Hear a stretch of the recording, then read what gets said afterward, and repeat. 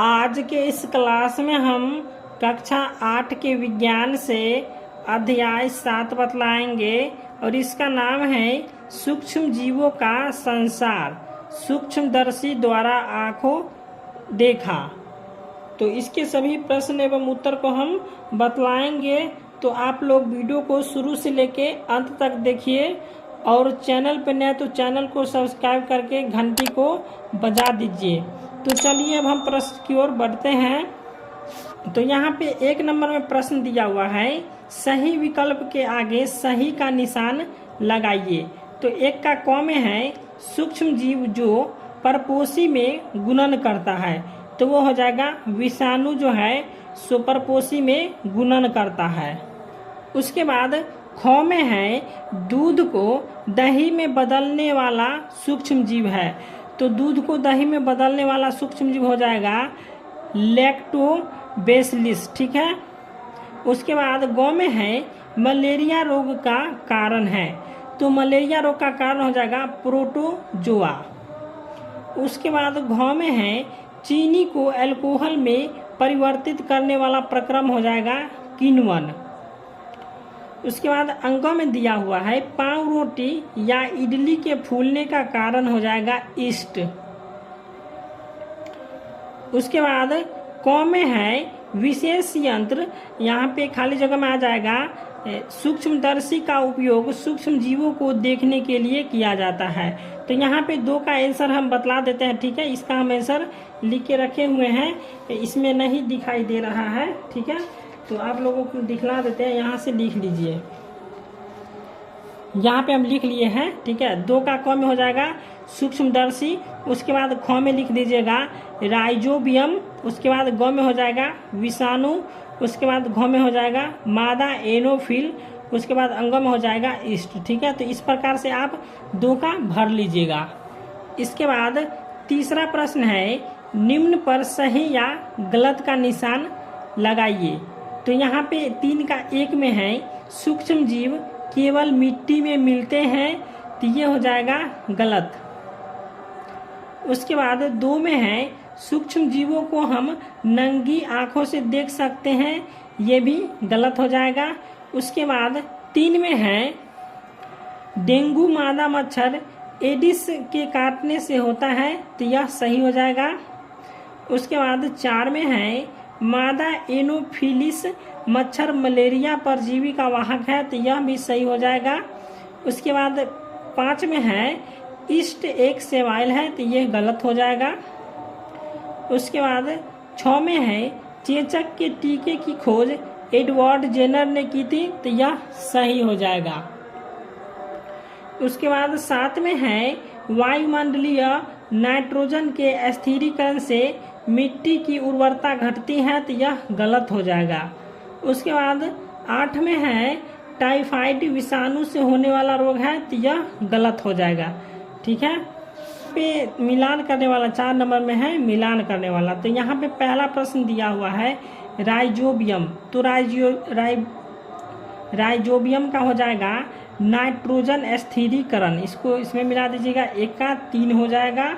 उसके बाद 2 में है प्लेज्मोडियम, ठीक है। यहाँ पे प्लेज्मोडियम का हो जाएगा मलेरिया। उसके बाद हो जाएगा 3 में लैक्टोबैसिलस का हो जाएगा दही का जमना। उसके बाद 4 में है किण्वन, तो किण्वन का हो जाएगा सिरका का निर्माण जो है सो किण्वन हो जाएगा। उसके बाद 5 में है एंथ्रेक्स, तो एंथ्रेक्स का हो जाएगा जंतु रोग।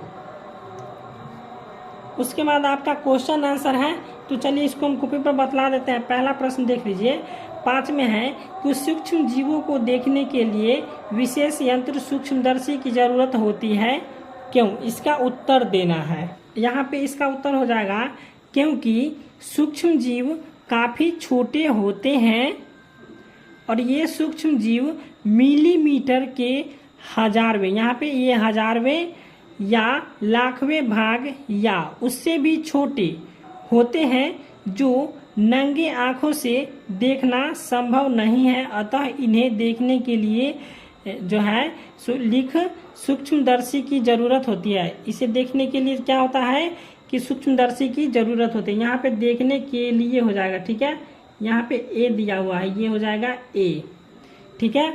इसको फिर से समझ लीजिए कि सूक्ष्म जीवों को देखने के लिए विशेष यंत्र सूक्ष्मदर्शी की जरूरत होती है, क्यों? तो इसको हम पढ़ेंगे कि सूक्ष्म जीव काफी छोटे होते हैं और ये सूक्ष्म जीव मिलीमीटर के हजारवें या लाखवें भाग में या उससे भी छोटे होते हैं, जो नंगे आंखों से देखना संभव नहीं है, अतः इन्हें देखने के लिए सूक्ष्मदर्शी की जरूरत होती है। उसके बाद छठा प्रश्न है कि सूक्ष्म जीव हमारे मित्र हैं कैसे? तो ये हो जाएगा, इसका उत्तर हो जाएगा कि सूक्ष्म जीव हमारे मित्र हैं क्योंकि सूक्ष्म जीव के कारण ही हम अनेक तरह के पेय पदार्थ जैसे अल्कोहल, सिरका, एसिटिक एसिड आदि का निर्माण हो जाता है, ठीक है। सूक्ष्म जीवों के माध्यम से अनेक प्रकार के औषधि जैसे पेनिसिलिन आदि के निर्माण हो जाते हैं तथा खाद्य पदार्थ जैसे हो जाएगा इडली, डोसा, दही, पनीर, जिलेबी आदि का उत्पादन में सूक्ष्म जीवों का महत्वपूर्ण योगदान है। अतः स्पष्ट है सूक्ष्म जीव हमारे मित्र है, ठीक है। तो सूक्ष्म जीव हमारे मित्र हैं कैसे? तो इसका हम परिभाषा बतलाए हैं अभी कि सूक्ष्म जीव हमारे मित्र हैं कैसे। तो इसको हम इस प्रकार से लिखेंगे कि सूक्ष्म जीव हमारे मित्र हैं क्योंकि सूक्ष्म जीव के कारण ही हम अनेक तरह के पेय पदार्थ जैसे अल्कोहल, सिरका, एसिटिक एसिड आदि का निर्माण कर पाते हैं, ठीक है। और सूक्ष्म जीव के माध्यम से हम क्या करते हैं, अनेक प्रकार के औषधि जैसे पेनिसिलिन आदि का निर्माण हो जाता है तथा खाद्य पदार्थ में जैसे हो जाएगा इडली, डोसा, दही, पनीर, जिलेबी आदि का उत्पादन में है सूक्ष्म जीवों की सहायता बढ़ती है, ठीक है। तो इसलिए सूक्ष्म जीव हमारे मित्र हैं। 7 नंबर प्रश्न है, ईस्ट और चीनी के साथ मैदा को गूंथ कर कुछ देर छोड़ देने के बाद मैदा का आयतन क्यों बढ़ जाता है? तो इसका उत्तर हो जाएगा कि जब हम मैदा के साथ ईस्ट को गूंथते हैं तो अनुकूल परिस्थिति, यहाँ पे अनुकूल परिस्थिति लिखा हुआ है, पाकर वह तेजी से गुणन यानी कि जनन करने लगता है और साथ उसके श्वसन जो है के कारण जो है सो काफी मात्रा में कार्बन डाइऑक्साइड, यहाँ पे कार्बन डाइऑक्साइड निकलता है, ठीक है। और इसके कारण जो है सो मैदा खमीर बनता है और जो है सो उसका आयतन बढ़ जाता है, ठीक है। यहाँ पे देख लीजिए लिखा हुआ है, यहाँ पे ये कार्बन डाइऑक्साइड लिखा हुआ, ठीक है, और यहाँ पे ये आयतन है, ठीक है। तो और उसका आयतन क्या होता है कि बढ़ जाता है, ठीक है। उसके बाद 8 नंबर प्रश्न है, सूक्ष्म जीव द्वारा होने वाली हानियों का विवरण दीजिए। तो इसका उत्तर हम लिखे हैं, सूक्ष्म जीव द्वारा हानियां निम्नलिखित हैं। तो यहाँ पे 8 का 1 में हो जाएगा कि यह मानव में बहुत से रोग का कारण है जैसे पोलिया, चेचक, मलेरिया इत्यादि। उसके बाद 2 में है, यह पेड़ पौधे में भी होने वाले रोगों का कारण जैसे नींबू का कैंसर, यहाँ पे कैंसर लिखा हुआ है, ठीक है, इसको लिख लीजिएगा, यहाँ पे लिखा हुआ है नींबू का कैंसर।